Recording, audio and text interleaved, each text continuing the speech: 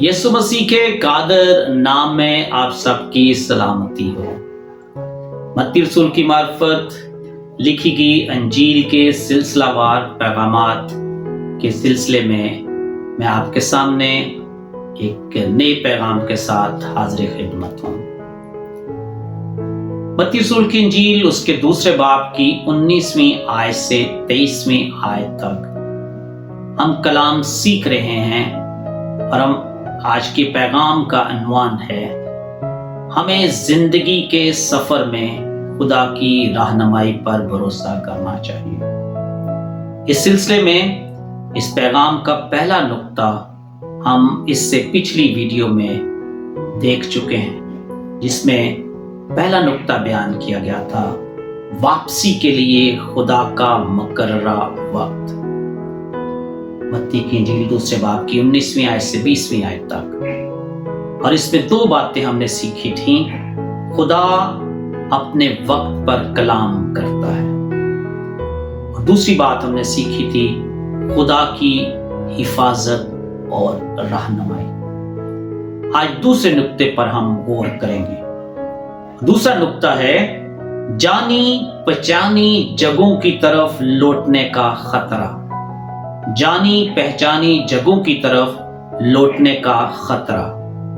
मत्ती की इंजील दूसरे बाब की 21वीं आयत में लिखा है, बस वो उठा और बच्चे और उसकी मां को साथ लेकर इस्राएल के मुल्क में आ गया। आमीन। इस नुक्ते के तहत हम पहली बात जो सीखते हैं वो है एहतियात के साथ घर वापसी। एहतियात के साथ घर वापसी। मुकद्दस यूसुफ शुरू में यहूदिया वापस जाना चाहता है, लेकिन उसे मालूम होता है कि वहां अभी भी खतरा है, क्योंकि हेरोदीस के मर जाने के बाद उसका बेटा रखलोस उसकी जगह हाकम मुकर्रर हो चुका है। बाज़-औक़ात खुदा का मंसूबा हमें फौरन जाने पहचाने रास्ते पर वापस नहीं ले जाता, बल्कि एहतियात के साथ कदम बढ़ाने का कहता है। और खुदा हमारी रहनुमाई करता है, जैसा कि ज़बूर नवीस ज़बूर 32 की 8वीं आयत में बयान करते हैं। लिखा है, मैं तुझे तालीम दूंगा और जिस राह पर तुझे चलना होगा तुझे बताऊंगा। मैं तुझे सलाह दूंगा, मेरी नजर तुझ पर होगी। मेरी अज़ीज़ों, खुदा फरमाते हैं, मैं तुझे तालीम दूंगा, मैं तुझे सिखाऊंगा और जिस राह पर तुझे चलना होगा तुझे बताऊंगा, तेरी रहनुमाई करूंगा, मैं तुझे सलाह दूंगा, मेरी नजर तुझ पर होगी। इस नुक्ते के तहत दूसरी बात जो हम सीखते हैं वो ये है कि जब मंसूबे बदल जाएं हमें तब भी खुदा पर भरोसा करना चाहिए। जब मंसूबे बदल जाएं हमें तब भी खुदा पर भरोसा करना चाहिए। मुकद्दस यूसुफ का मंसूबे में तब्दीली को कबूल करना उसके इंसानी सोच पर इंसार को नहीं, बल्कि उसके खुदा पर भरोसे को जाहिर करता है। जैसे ही मंसूबा बदला, मुकद्दस यूसुफ ने खुदा की रहनुमाई को कबूल किया और वो यहूदिया की बजाय खुदा की रहनुमाई के मुताबिक जिस तरफ खुदा ने रहनुमाई की उस तरफ चल पड़ा। क्यों? क्योंकि वो खुदा की रहनुमाई पर भरोसा करता है। एक मिसाल में हम देखते हैं, जंग से वापस आने वाला सिपाही मुमकिन है कि नागजीर हालात की वजह से किसी नए शहर या नई जिंदगी को अपनाने पर मजबूर हो और उसे ان نئے منصوبوں پر خدا پر بھروسہ کرنا ہوتا ہے۔ ہمارے لیے کیا ہے عزیزو؟ میرے عزیزو، ہمیں اپنے منصوبوں میں لچک رکھنی چاہیے، کیونکہ خدا ہمیں کسی بہتر راستے کی طرف موڑ سکتا ہے۔ خدا کی فرما برداری بعض اوقات راستہ بدلنے کا تقاضا کرتی ہے، چاہے وہ ناگوار کیوں نہ ہو۔ آپ نے دیکھا ہوگا بعض دفعہ اچھا کام کاروبار، اچھی نوکری چل رہی ہوتی ہے، لیکن اچانک تبدیلی ہو جاتی ہے، نوکری ختم ہو جاتی ہے، ہمیں جگہ بدلنی پڑتی ہے۔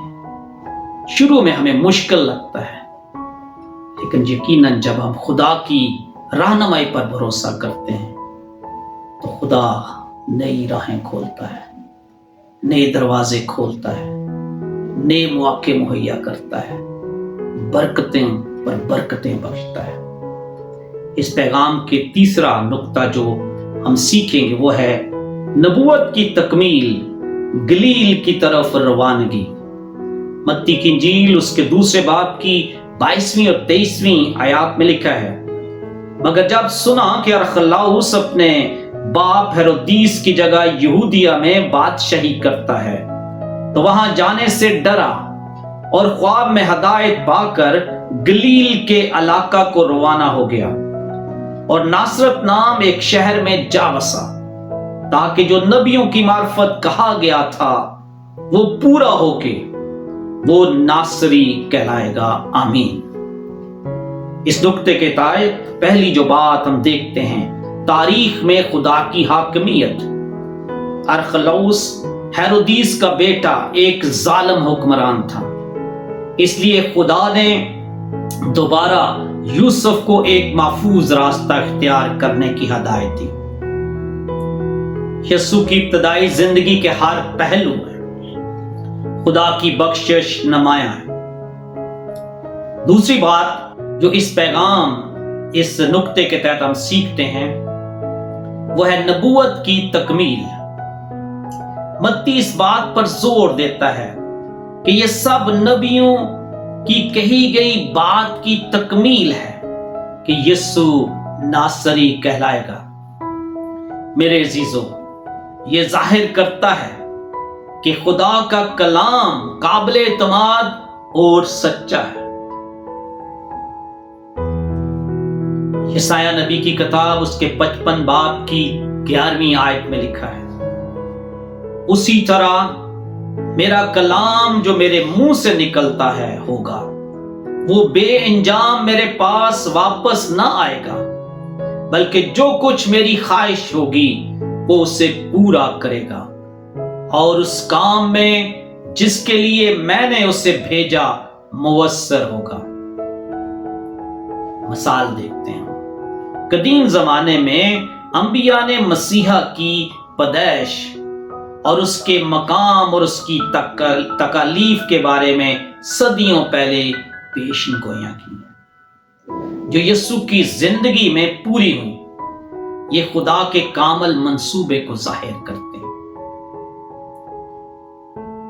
یقین رکھیں کہ خدا کا کلام اور وعدے سچے ہیں، چاہے حالات کچھ بھی ہوں، فرما برداری کی زندگی گزاریں اس اعتماد کے ساتھ کہ خدا پردے کے پیچھے کام کر رہا ہے۔ میرے عزیزو، متی دوسرے باب کی 19ویں آیت سے 23ویں آیت ہمیں دکھاتی ہے کہ خدا کس طرح مشکل اور غیر یقینی وقتوں میں بھی اپنی وفادار رہنمائی فراہم کرتا ہے۔ خدا یوسف، مریم اور یسوع کو محفوظ طریقے سے جلاوطنی سے واپس اسرائیل پہنچا دیتا ہے، انہیں خطرے سے بچایا اور نبوت کو پورا کیا۔ یہ کہانی ہمیں ترغیب دیتی ہے کہ ہم خدا کے وقت پر بھروسہ کریں، اس کے منصوبے کے مطابق لچک رکھیں اور اس کی حاکمیت میں سکون پائیں۔ اس پیغام سے ہمارے لیے کیا سبق ہے؟ خدا کے وقت پر بھروسہ کریں۔ پہلی بات، خدا کے وقت پر بھروسہ کریں، جلد بازی نہ کریں، اپنی زندگی میں خدا کی رہنمائی کے لیے صبر سے انتظار کریں۔ دوسری بات، فرما برداری میں لچکدار بنیں۔ جب خدا راستہ بدلے تو فرما برداری سے چلیں، چاہے وہ آپ کے منصوبے کے خلاف ہو۔ اور تیسری بات، خدا کی حاکمیت میں آرام پائیں۔ یقین رکھیں کہ خدا کا کلام سچا ہے اور وہ آپ کے سفر پر مکمل اختیار رکھتا ہے۔ میرے عزیزو، اگر زندگی کے سفر میں ہم خدا کی رہنمائی پر یقین رکھیں گے، بھروسہ رکھیں گے، تو زندگی میں کامیابی اور کامرانی پائیں گے اور خدا کی جلال کا باعث اور وسیلہ بنے گے۔ خدا اس کلام کے وسیلہ سے